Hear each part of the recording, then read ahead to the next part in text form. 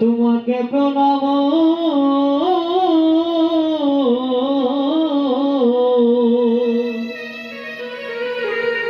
করিবা ও দয়াল গুরু। গুরু গো তোমাকে প্রণাম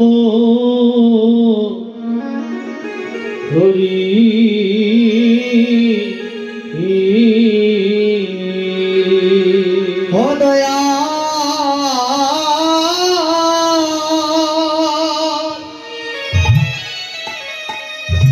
गुरु गो तुम्हारे हमें डाकी डाकी बारे बारे हे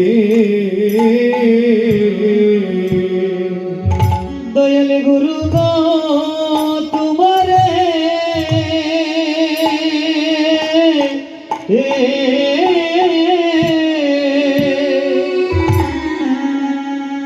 ওই আমি ডাকি বলে বলে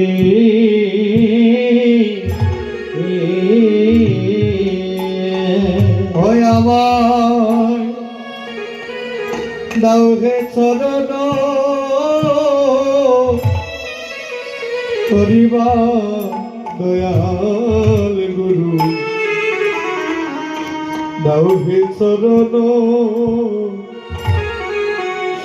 চরণ তো ওই আমায় দাও হে চরণ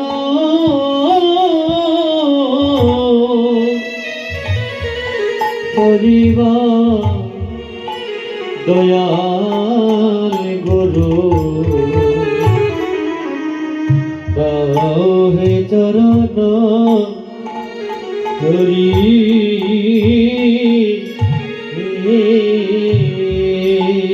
ভগুর গোষিত শরণ শরণ তরণী দিয়া গুরু গো শীতলে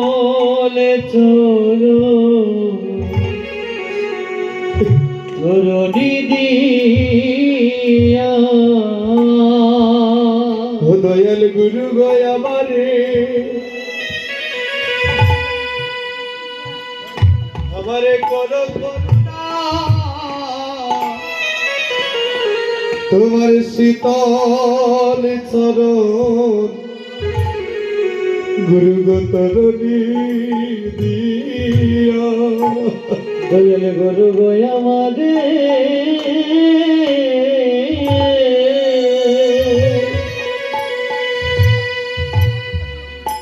ও গো করো করুণা গো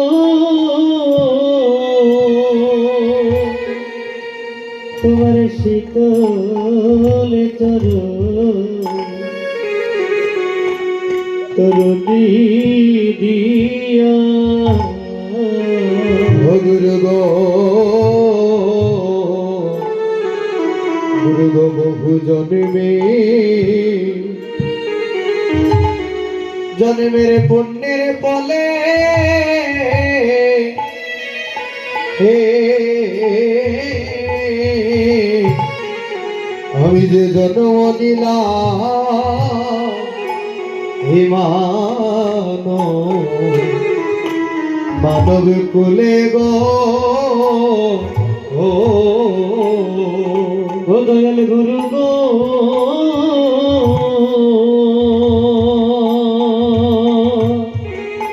ও গুরু গো ও জন্মে পুণ্যের ফলে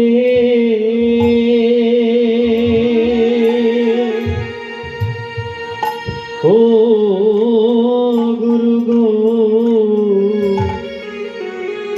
আমি জন্ম নিলাম মানো এই মানব কুলে গো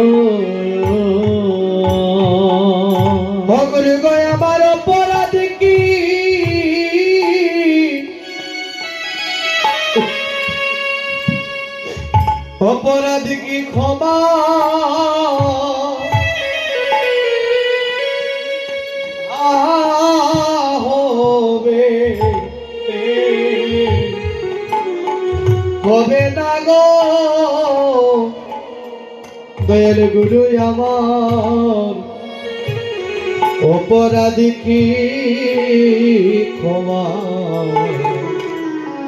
ক্ষমা হবে না ওই আমার অপরাধী কি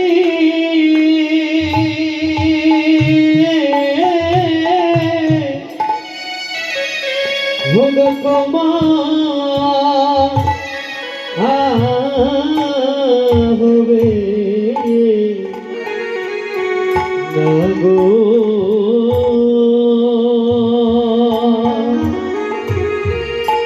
ও গুরু গো আমার অপরাধ কি গো ক্ষমা হবে হবে না পাখি দিও না আদি ও গো দয়াল গুরু ও গুরু গো আমায় পাখি দিও না পাখি দিও না দিও না বা গুরু গুরু গো আমায় পাখি দিও না ও গুরু গো জন্মে জন্মে আমি যে অপরাধী ও গুরু গো জনমে জনমে আমি অপরাধী ওই আমি যে সাধনে বাদী তোমার ভজনে বাদী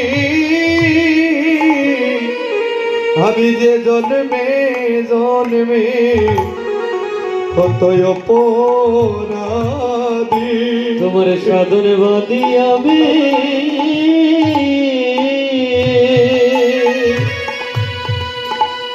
ভোগ ভজনে বাদী গো জনমে জনমে বড় অপরাধী ওই আমি যে সাধনে বাদী তোমার ভজনে বাদী গো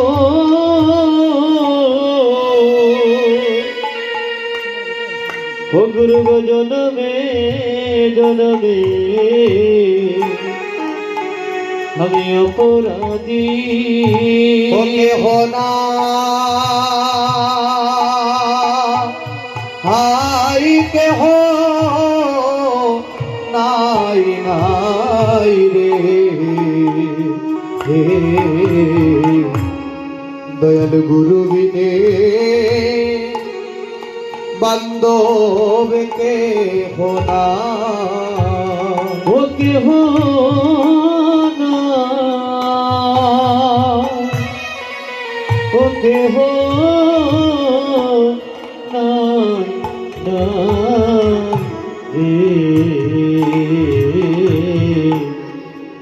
দয়াল গুরু বিনে বন্ধ কেহ না ও বলি সেদিন আমায় দিও না পাখি বলি সেদিন আমায় দিও না পাখি ও বলি সেদিন আমায় গুরু গো দিও না পাখি ও গুরু গো সেদিন আমায় দিও না পাখি তোমার রাঙা চরণে এই মিনতি সেদিন আমায় গুরু গো দিও না তোমার পাখি চরণে এই মিনতি সেদিন আমায় গুরু গো দিও না পাখি বলি সেদিন আমায় দিও না পাখি ও তুমি সেদিন আমায় দিও না তোমার পাখি রাঙা চরণে আমায় গুরু গো দিও না তোমার চরণে এই বিনতি সেদিন আমার দিও না পাখি চরণে এই বিনতি সেদিন আমার দিও না পাখি রাঙা চরণে এই দিনটি সেদিন আমায় দিও না পাখি তোমার চরণে এই বিনতি সেদিন আমায় গুরু গো দিও না পাখি আমায় গুরু গো দিও না পাখি আজ শুভয় বিসারে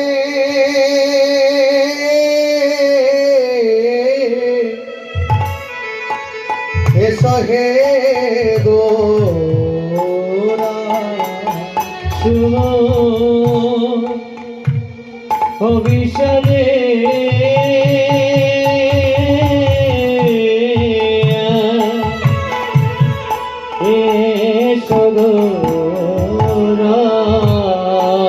আজ শুভ অবিসারে এসো হে গোরা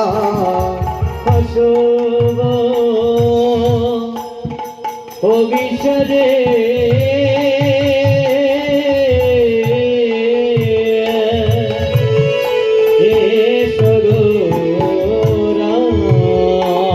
অগরা তোমায় ডাকার মতো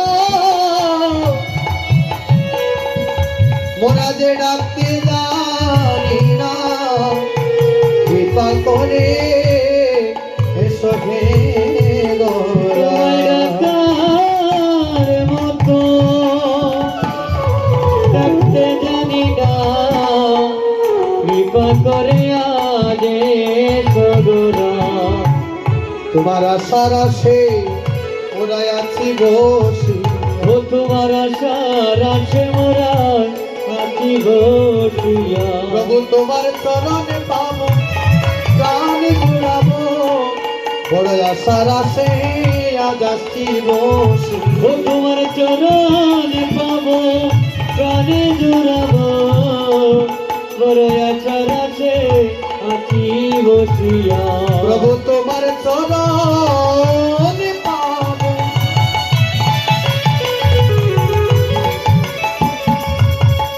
আরে প্রাণে জুড়াবো আশার আসে আজ আছি ও বসিয়া তোমার চরণে পাবো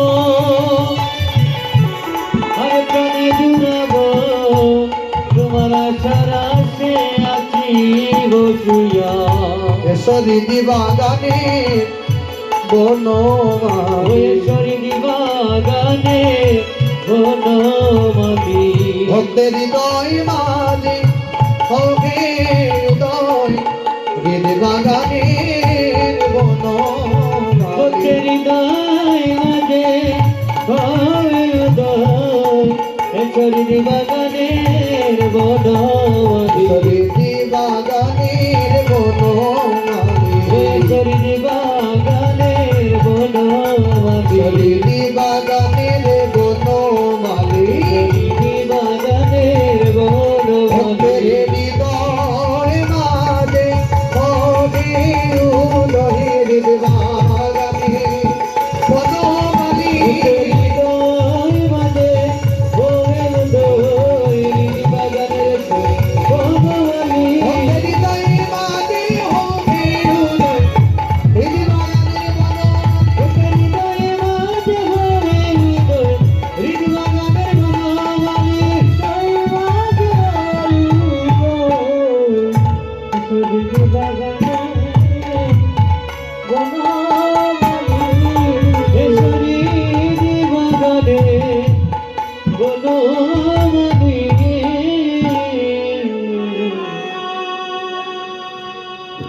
ভক্তগণ ঈশ্বর পরম কৃষ্ণ সচ্চিদানন্দ বিগ্রহ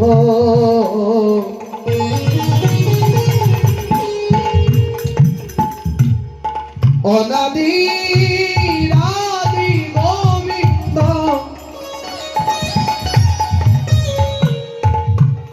সর্বকারণী কারণ করুণে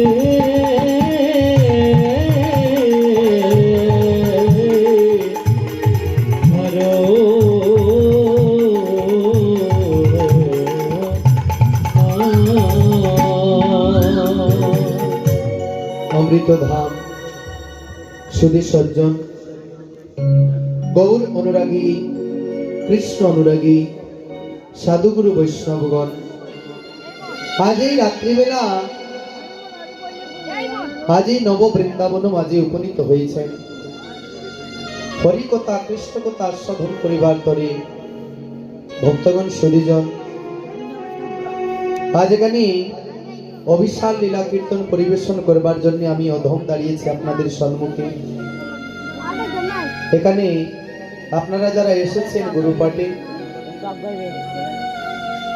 গুরুর আঙিনায় এসে হরিকথা কৃষ্ণকথা আস্বাদন করছেন, এটাও হচ্ছে জীবনের পরম সৌভাগ্য। সবার পক্ষে কিন্তু গুরু আঙিনায় যাওয়াও হয় না।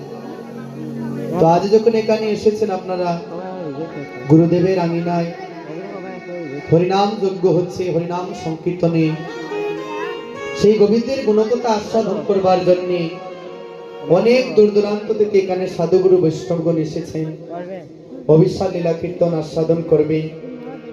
আমি সুদূর গোলাপগঞ্জ হতে এখানে এসেছি আপনাদের মতো সাধুগুরু বৈষ্ণবের সম্মুখে। আমি জানি এখানে যারা আছেন, বসে আছেন, দাঁড়িয়ে আছেন, যারা আমার থেকে আপনারা শত সহস্র গুণ বেশি জানেন, তবু আজ সাহস করে আপনাদের সম্মুখে দাঁড়িয়েছি। আমি যেখানে অবিশাল লীলা পরিবেশন করব সেই অবিশালের অশব্দটির অর্থ এখন আমার জানা হয়নি। তো বলবেন যদি অবিশাল যদি না জানো তাহলে এখানে দাঁড়িয়েছো কেন? এই মনোবলটুকু নিয়ে এখানে দাঁড়িয়েছি, যদি এহেন সাধুগুরু বৈষ্ণবের কৃপা হয় তাহলে আমার মহাপ্রভুর কৃপা হয়ে যাবে। আর যদি প্রভুর কৃপা হয়ে যায়, শাস্ত্রে বলছে বুবার বদনেও হরিবল বলতে পারে। কারণ নামের গুণে গহীনে মনে শুকনা কাষ্টে ফল ধরে, অন্ত থেকে আতর নাচে বুবায় হরিবল বলে। এই যে নামের এই গুণমা, যে নামের গুণে গহীনে মনে শুকনা কাষ্টের মধ্যে ফল ধরে, অন্ধ নয়ন মেলে দেখতে পায়, আতর নাচতে পারে, বুবায় কথা বলতে পারে, সেই মধুমাখা নাম, সেই গোবিন্দের নাম গুণকথা লীলাকথা আস্বাদন করবার জন্য এখানে এসেছি আমরা। তো সর্বলীলার সার হচ্ছে এই মধুর অভিসার, যে অভিসারের মধ্যে সর্বলীলার সার আছে। তো আমরা এখানে যারা সমবেত হয়েছি, আজ আমরা অন্যান্য দিন যেরকম পরিবেশন করে থাকি একটু ব্যতিক্রম। যদি দেখি ওই রকম ভক্তের আনন্দ লাগছে তাহলে ওই রকম করবো, না হলে আমাদের আবার এই যে সিলেটের যে দাসগুলো আছে ওই দাসে আবার কীর্তন করবো। কারণ ভক্তবৃন্দ শ্রীবাস সঙ্গনে যখন থাকেন, এখানে কিন্তু এক ধরনের ভক্ত পাওয়া যায় না, অনেক ধরনের ভক্ত পাওয়া যায়। কেউ পদ ভালোবাসেন, কেউ কথা ভালোবাসেন, কেউ প্রেম ভালোবাসেন, কেউ নৃত্য ভালোবাসেন। এক একজন ভক্ত এক একটা জিনিস ভালোবাসে। আসলে কিন্তু চাইলেও সব জিনিস সবাইকে দেওয়াও যায় না। তাই আজ আমরা প্রথমে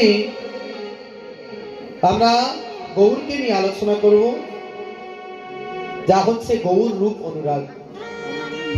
যে গৌর রূপ হেরিয়া ভাগ্যবতী নদিয়ার নাগরীর মনে অনুরাগের সৃষ্টি হয়েছে। তাহলে ওই অনুরাগটা কি? ওই অনুরাগটা হচ্ছে যাকে আপনি শত সহস্রবার বারবার দেখার পরেও, পলকে পলকে দেখার পরেও দেখার তৃষ্ণা মিলবে। এক পলকের জন্য তাকে যদি তার থেকে যদি আড়াল হয়ে যান, তবু তাকে ভুলতে পারবেন না। তাকে আবার দেখবার মনে তীব্র আকাঙ্ক্ষা জাগবে, ইচ্ছা জাগবে। এটাই হচ্ছে অনুরাগ। তো নদিয়ার নাগরী, ভাগ্যবতী নাগরী আজ বেলি অবসান সময়ে ওই সুরদনী গঙ্গার ঘাটে যাত্রা করেছে। সুরধ্বনি গঙ্গার ঘাটে সুরের ধ্বনি শুনিয়ে উন্মাদিনী পাগলিনী হয়ে বেদি অবসান সময়ে যখন যাত্রা করেছেন বাবা, ওই সময়ে ওইখানে মহাপ্রভু ভক্তগণের সঙ্গে নিয়ে সেখানে ওই সুরধ্বনির তীরে মধুর সুরে হরিনাম করছে। যখন মধুর সুরে হরিনাম করছে, সেই মধুর হরিনামের ধ্বনি শুনে, সেই ধ্বনিটা শুনে নদিয়ার এক ভাগ্যবতী নাগরী, ভাগ্যবতী কেন? কারণ গৌরব দেখা যার তার ভাগ্য হয় না। পদ্মাবতী নিত্যলীলা করে গৌর রায়, আর কোন কোন ভাগ্যবানও তারে দেখিবারে পায়। এই অঙ্গনে কিন্তু অনেকের সেবার সঙ্গনে গোবিন্দ দর্শন হয়ে যায় মা। তো যার গোবিন্দ দেখার মতো শক্তি আছে, শক্তি বলতে যার দেখার মতো সেই ইচ্ছা আছে, আকাঙ্ক্ষা আছে, যার দেখবার মতো সেই নয়ন আছে, সেই গোবিন্দকে অঙ্গনের প্রতি দর্শন করতে পারে। তো বলতে পারেন আমরা কেন দেখতে পাই? কারণ আমাদের দেখার মতো এখনো নয়নটা হয়নি। যেদিন গুরু কৃপা বলে, সদ্গুরুর কৃপা বলে যেদিন এই অন্ধ নয়নটা আলোয় প্রস্ফুটিত হবে, গুরু কৃপা বলে যখন শিষ্যের প্রতি গুরুর আশীর্বাদ থাকবে, গুরুর প্রতি শিষ্যের ভক্তি থাকবে অটুট, তখন গুরু কৃপা বলে এই অন্ধ নয়নটা আলোয় প্রস্ফুটিত হয়ে যাবে। তখনই আপনার গোবিন্দ চরণে মতি হবে। আর গোবিন্দ চরণে যখন মতি হবে, গোবিন্দের কৃপা হবে। আর গোবিন্দের কৃপা যখন কোনো ভক্তের উপরে পড়ে যাবে, তখনই আপনি গোবিন্দ দর্শন করতে পারেন। তাহলে প্রথমে মূল হচ্ছে গুরু। আপনারা যে গুরু পাঠে এসেছেন, গুরু আদি মূল। এই জন্য শাস্ত্রে বলছে, গুরু রুষ্ট হইলে কৃষ্ণ রাখিবারে নারে, আর কৃষ্ণ রুষ্ট হইলে গুরু রাখিবারে পারে। একবার যদি বাবা কোনো সময় যদি গুরুদেব আপনার প্রতি যদি অসন্তুষ্ট হয়ে যান, তাহলে কৃষ্ণ সেটা থেকে আপনাকে ক্ষমা করবে, কারণ কৃষ্ণেরও সাধ্য নেই। কিন্তু যদি কৃষ্ণ যদি একবার রুষ্ট হয়ে যান কোনো ভক্তের উপরে, আর গুরুদেব যদি চান, সেই সদ্গুরু যদি চান যে আমার ওই সেই শিষ্যকে উদ্ধার করব, অবশ্যই গুরুদেব পারবে। এই জন্য গুরুর প্রতি শ্রদ্ধা রাখবে, ভক্তি রাখবে। আমি এখানে গুরুদীক্ষা নিইনি, আমি এর আগে নিয়ে নিয়েছি সেই নবদ্বীপ নদিয়ায় শ্রীল রাধা বিনোদ ঠাকুর গোস্বামী মহারাজ, ওনার চরণে আশ্রিত হয়েছি। কিন্তু এখানে যারা দীক্ষা নিয়েছেন যে গুরুদেবের নিকটে, শ্রীল বিজয় কৃষ্ণ গোস্বামী মহারাজ, উনি কিন্তু ওনার গুণ বলে আমি শেষ করতে পারবো না। কারণ উনি আমাকে এত স্নেহ করেন, এত স্নেহ করেন যে এই কীর্তন জগতে আসার পর এত স্নেহ মমতা আমি আর কোথাও কারো কাছে পাই। এই জন্য আমি ওনাকে আমার মন থেকে শ্রদ্ধা করি, আমি ভক্তি করি। এমনকি আমি আমাদের সঙ্গে, আমার আর আপনাদের গুরুদেবের সঙ্গে কিন্তু আলাদা একটা সম্পর্ক আছে। যেন সব জায়গায় গিয়ে বলি আমরা কিন্তু হচ্ছে তালই আর বন্ধু। আমি তালই বলে সম্বোধন করি, অতি স্নেহ করে। তাই আপনারা অতি ভাগ্যবান, এমন একজন গুরুদেব পেয়েছেন। গুরুর চরণ বন্দনা করবেন, গুরুর দেওয়া নির্দেশ মতো চলবেন, দেখবেন জীবন নিয়ে উন্নতি হবে। রাধে রাধে।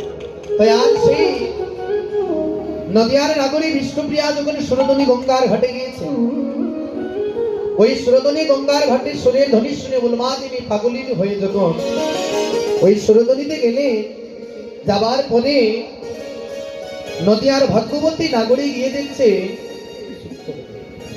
গিয়ে দেখলো কি যে একটা সোনার পদ্ম ফুল ওই সুরধ্বনির ঘাট হতে বেশি যাচ্ছে। সেটা হচ্ছে সোনার পদ্ম ফুল। ওই সোনার পদ্ম ফুল দেখে নদিয়ার ভাগ্যবতী নাগরী বিষ্ণুপ্রিয়া ভাবছে, আহারে এতই অপূর্ব সুন্দর সেই পদ্ম ফুলটা ওই ঝলমল করছে, স্বর্ণের মতো ঝলমল করছে সোনার পদ্ম ফুল। তাহলে আমি যদি এই সোনার পদ্ম ফুলটা যদি একবার গিয়ে ধরতে পারি, তাহলে এই সোনার পদ্ম ফুল যদি আমি আমার গৃহে নিয়ে যাই, সেই পদ্ম ফুলটা আমার গৃহিণী সুন্দর করে সাজিয়ে রাখবে। নদিয়ার ভাগ্যবতী নাগরী বিষ্ণুপ্রিয়া ভাবছে এই যে অভিসার বাবা, অভিসার হচ্ছে 8 প্রকার, 8 ধরনের অভিসার আছে। তো আমরা যে অভিসার কীর্তন পরিবেশন করি সেটা হচ্ছে রূপ অভিসার। প্রথমে আমরা গৌরূপ, সামরূপ, তারপর আক্ষেপ, অনুরাগ, বংশী, ধনীশ্বরী, রাধারানী অভিসারে যাত্রা করবে। সেই অভিসার হচ্ছে, অভিসারের অর্থ হচ্ছে যাত্রা করা, গমন করা। ওই গমন করাটাই হচ্ছে অভিসার। তার পূর্বে আমরা যা পরিবেশন করে থাকি সব হচ্ছে রূপ। আর রূপ দেখে নদিয়ার নাগরী ভাবছে মনে হয় এটা সোনার পদ্ম ফুল, তাই ওই সোনার পদ্ম ফুল ধরবে বলে, ওই সোনার পদ্ম ফুল ধরবে বলে নদিয়ার ভাগ্যবতী মরম নাগরী বিষ্ণুপ্রিয়া যখন ওই সোনার পদ্ম ফুলের কাছে গেল, যখন ওই সোনার পদ্ম ফুলের কাছে গেল, গিয়ে আজ যখন ওই সোনার পদ্ম ফুল দুটি নয়নে ঘেরিল, গিয়ে দেখলো আহারে তো সোনার পদ্ম ফুল নয়, আমি ভেবেছিলাম ওইটা সোনার পদ্ম ফুল, আমি ভেবেছিলাম সোনার পদ্ম ফুল, কিন্তু যখন আমি ওই পদ্ম ফুলের কাছে গেলাম গিয়ে দেখলাম এ তো সোনার পদ্ম ফুল নয়। সেখানে ওই পদ্ম ফুলটা দর্শন করে নদিয়ার ভাগ্যবতী বিষ্ণুপ্রিয়া, ও বাবা এই যে গৌর রূপ, গোবিন্দের রূপ, দেখবেন আমরা যখন গোবিন্দের বিগ্রহের দিকে তাকাই, এই বিগ্রহের দিকে তাকালে এই বিগ্রহটা তৈরি করেছে কি? কোন একজন মানুষ সেটা তৈরি করেছে। তাহলে একজন মানুষ যদি গোবিন্দের এত সুন্দর যদি বিগ্রহ তৈরি করতে পারে, তাহলে না জানি গোবিন্দ আমার কত সুন্দর।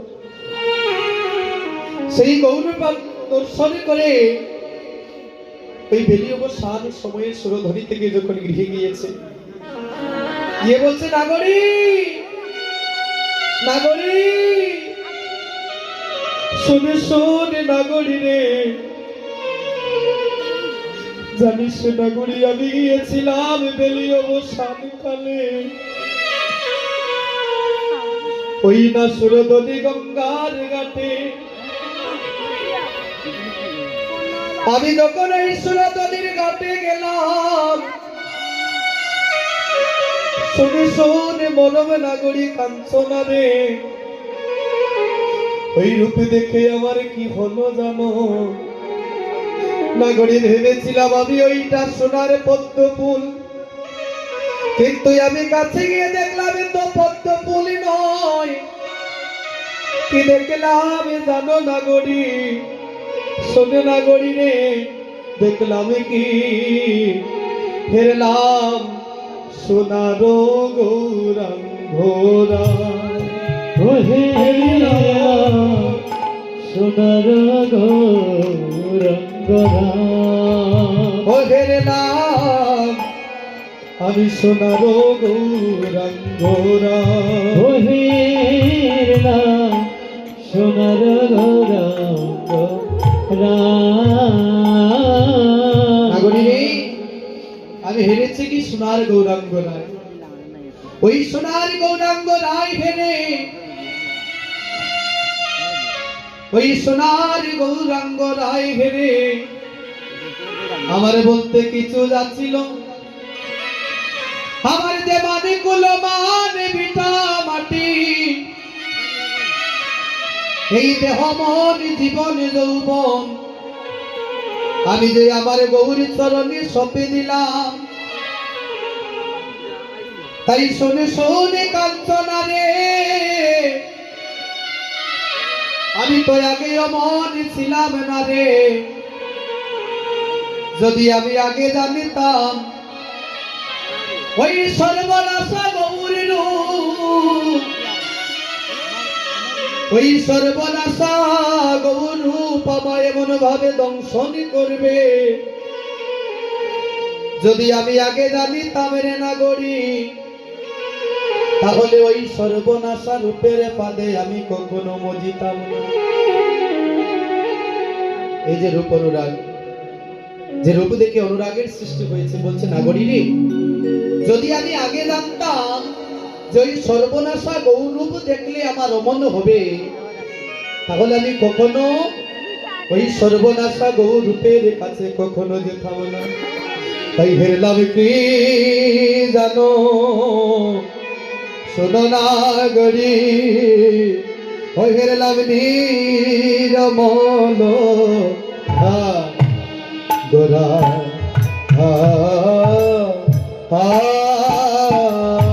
তনু। ও নাগরী রে, বসিত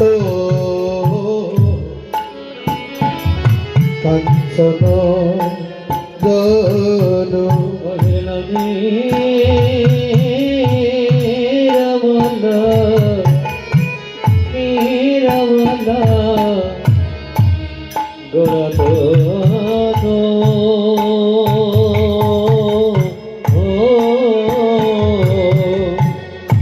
हरे कसे कथा न जानो। ও নাগরী রে,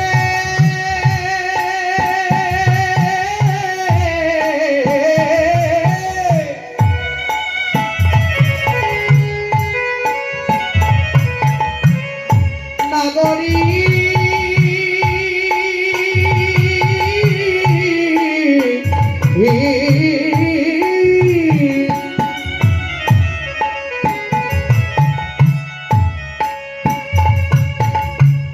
নাগরী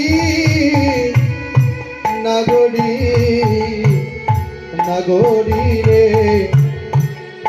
হেরইতে পড়ি পড়ি গেল ভূ। ও हरे हेरइते হরি বল, হরি বল, হরি বল।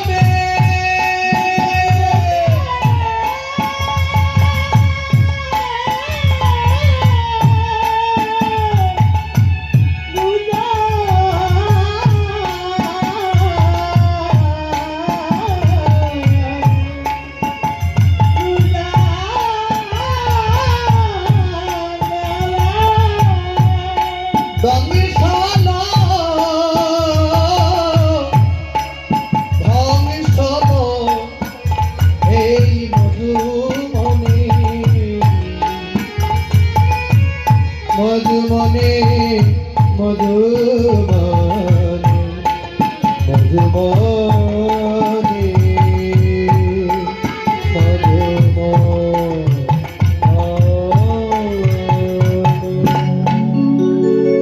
নাগরী রে, আমি কি হেরলাম জানো?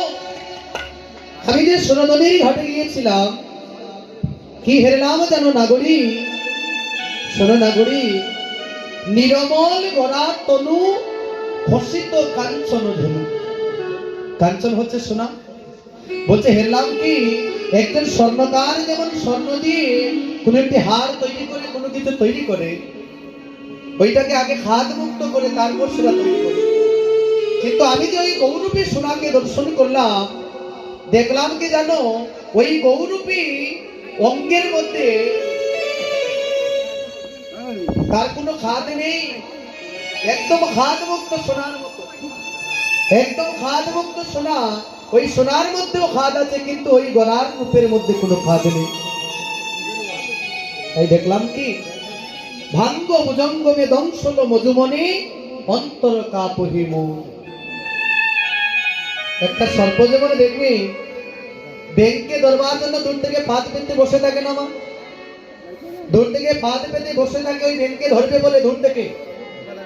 তো বলছে কাঞ্চনা রে, আমি কি দেখলাম জানিস? আমি যখন ওই বেলি অবসান কালে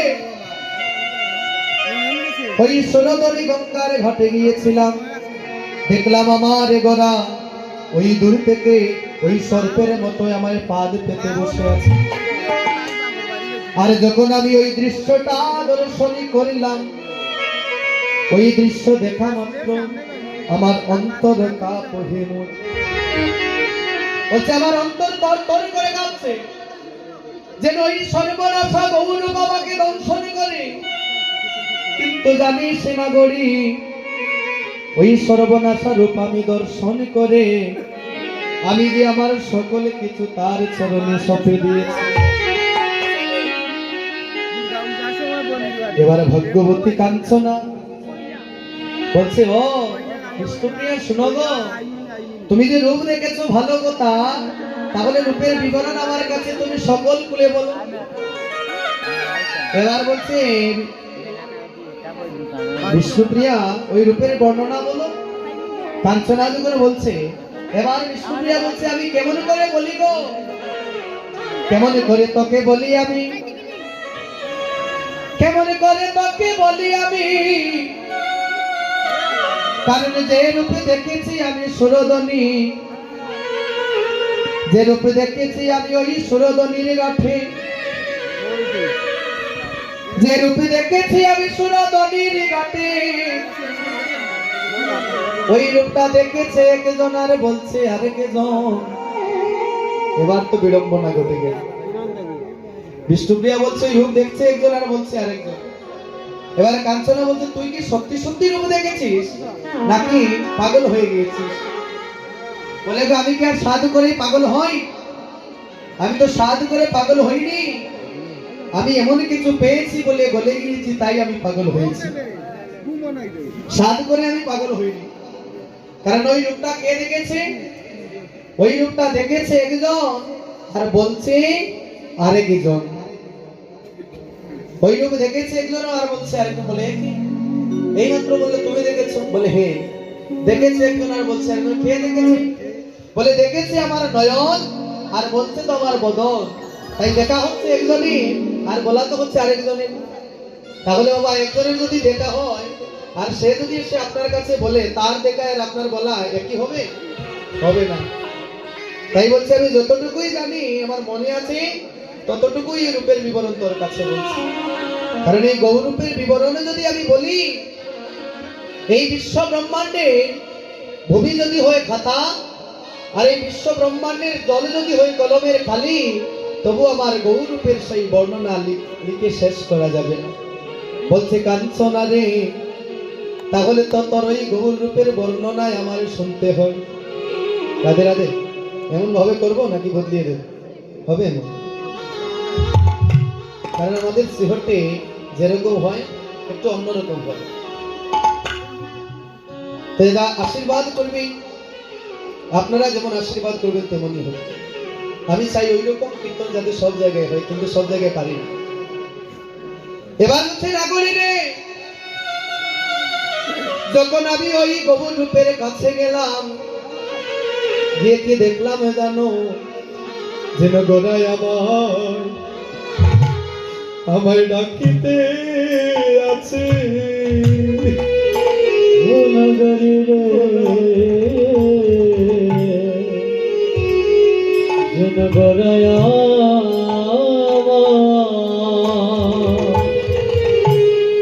ডাকিতে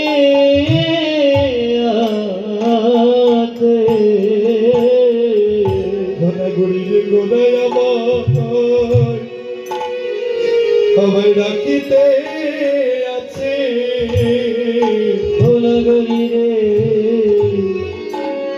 যেন গড়ায় ডাকিতে আছে। বলে আয় নাগরী,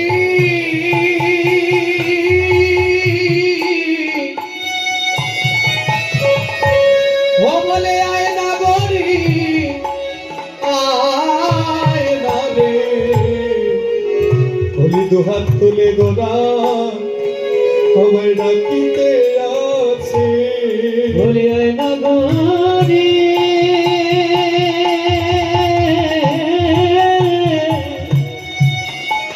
বলে আয় নগরী,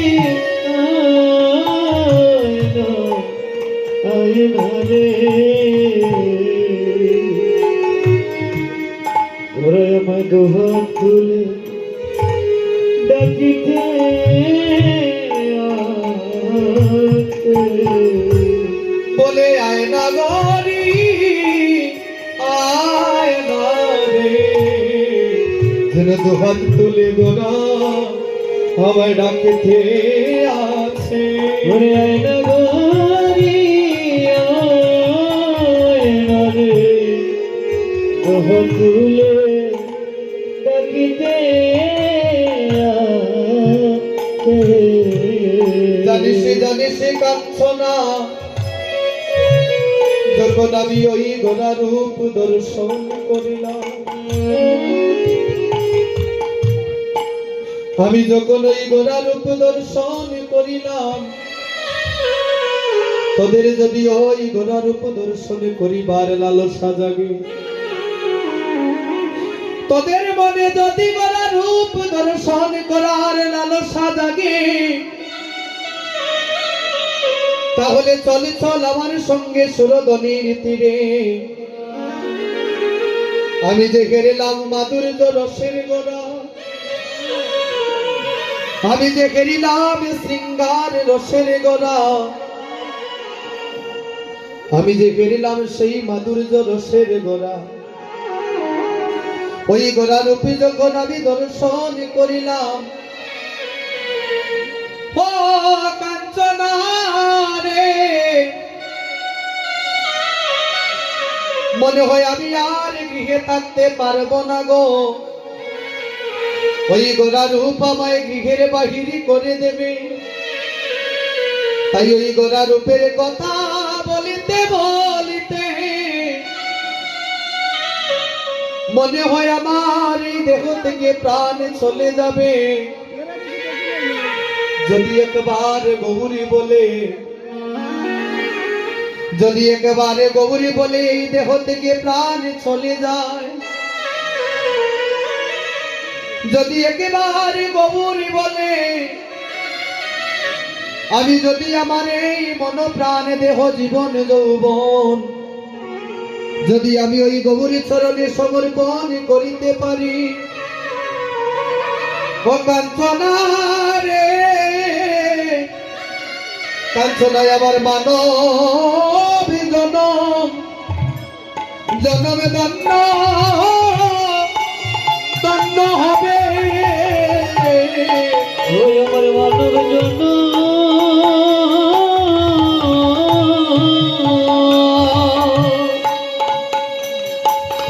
ওই আমার ধন্য হবে। ও কাঞ্চনা রে,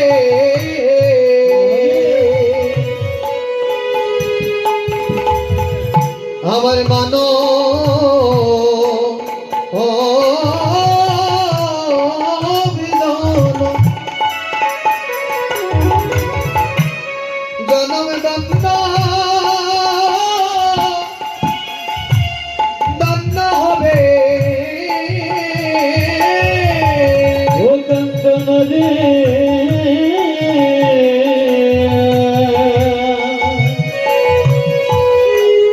ওই আমার মানো বিজন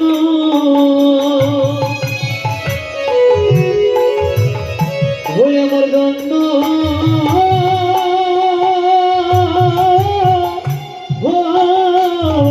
হবে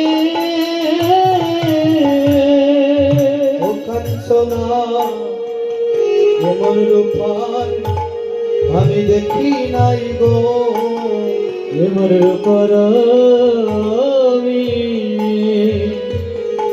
আর দেখি নাই গো ওই আমি যে রূপ ফেরিলাম সুরদলির তীরে আমি এমন রূপা ফেরি নাই গো ঘেরলাম ঈশ্বর তীরে আমি এমন হেরি নাম এই জানিস কাঞ্চনা ওই রূপ ঘেরে আমার কি হলো জানো গোরা গোরা বলে আমার কি হইল ব্যাধি হরে গোরা গোরা বলে ওরে কি বল ব্যাধি ওরে নিরবতি ওরে মনে আমার গোরা গুণনী ওরে নিরাবাদি ওরে মনে গোরা গোরা দিদি আমি তারে বলিতে পারি না তারে বলিতে পারি না ওই আমি তারে ভুলিতে পারি না তারে আমি বলিতে পারি না ওই আমি বলিতে গেলে এই জগৎ ভুলে যায় তারে ভুলিতে পারি না তারে বলিতে গেলে জগতি বলে যায় তারে বলিতে পারি না সই রে সই এই তো মনের গোপনে কথা তোর কাছেই কই তাকে যদি আমি ভুলতে যাই তাকে যদি আমি ভুলতে যাই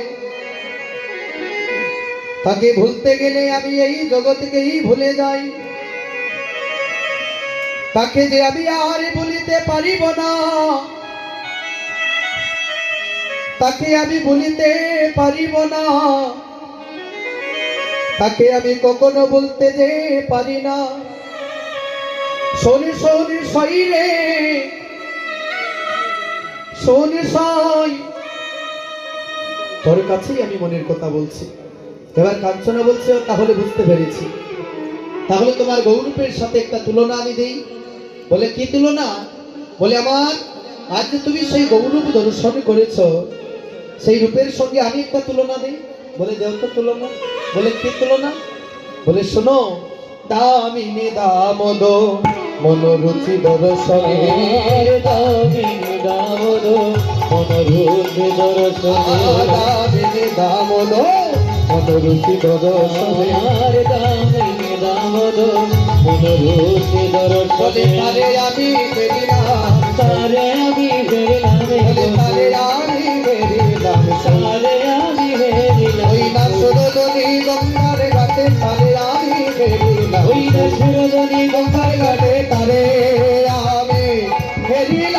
কাশিল ধনি গঙ্গার ঘাটে তারে আমি হেরিলাম ধনি গঙ্গার ঘাটে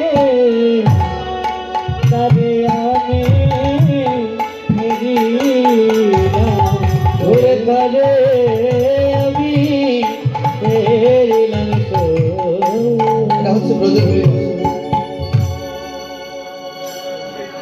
এটা হচ্ছে ব্রজবুলি ভাষা।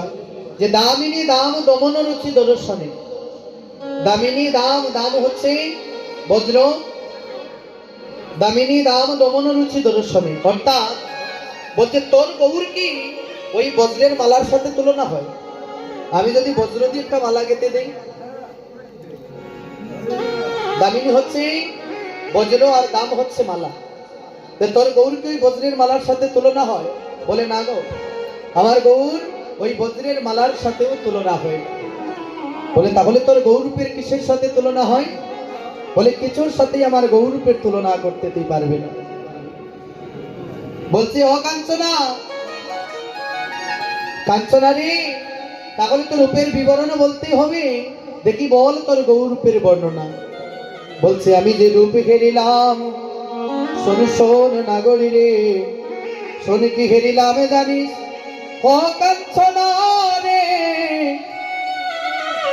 তুই তো হচ্ছিস আমার মরম সই, তাই আমি মনের গোপন কথা তোর কাছেই প্রকাশ করি। এই জগতে বাবা যারা মরমী বন্ধু হয়, মনের কথা আমরা তার কাছেই প্রকাশ করি, কিন্তু মরমী বন্ধু বিহনে যদি মনের কথা যার তার কাছে প্রকাশ করতে যান, তাহলে আপনার বিপদের সময় আপনার সঙ্গে সে থাকবে না। তাই মরমে জেনে মরমের কথা তার কাছেই প্রকাশ করো, যে তোমার ওই মরমের বেদন বুঝে। তাই বলছে কাঞ্চনা, তুই তো হচ্ছিস কুলের কুলবধূ, তাহলে তুই যদি কুলের কুলবধূ হস, তাহলে কুলের বধূ থাকা সত্ত্বে তুই কেমন করে রূপটা দর্শন করলি? বাবা এখানে যারা আছেন আমার মাতৃমণ্ডলীগণ, আমার ভক্তিমতী মায়েরা বোনেরা যারা আছেন, যারা কুলের কুলবধূ হয়, তাদের মস্তকে কি থাকে মা? কথা বলে ঘৃণা লজ্জা বই, এই তিন জিনিস থাকিতে নয়, মনেই গামছা কি থাকে গো? কুলের কুলবধূ যারা হয় তাদের মস্তকে থাকে কি? ঘুমটাও জানেন না? অনেকে আমরা অনেক সময় লজ্জায় কথা বলি, এখানে লজ্জার কোনো কারণ নেই। ঘৃণা লজ্জা ভয়, ওই তিনটা জিনিস আগে আমাদেরকে পরিত্যাগ করতে হবে। দেখুন এখানে যদি আমার লজ্জা থাকতো, তাহলে আপনাদের সম্মুখে দাঁড়িয়ে কথা বলতে পারতাম না। আমি যে মানুষ, স্কুলে যখন গিয়েছিলাম ওই সময় পড়া পারলেও স্যারকে বলতাম না, কারণ বলতে পারতাম না, কারণ মনের মধ্যে ভয় ছিল যদি স্যার মারে। তো ওই ভয় যদি এখানে আমার থাকে, যে আমি এখানে কীর্তন করবো, আমার যদি ভয় থাকে, তাহলে কথা বলতে গেলে কথা আটকে পড়বে। তাহলে ঘৃণা লজ্জা ভয়, ওই তিন জিনিসটা আগে পরিত্যাগ করতে হবে। ওই তিনটা জিনিস পরিত্যাগ করলেই আপনি ভজনের পথে অগ্রসর হতে পারবেন, এগিয়ে যেতে পারবেন। রাধে। এবার বলছি কি, ও নাগরী, তাহলে তোমার মস্তকে ছিল ঘুমটা, ওই ঘুমটার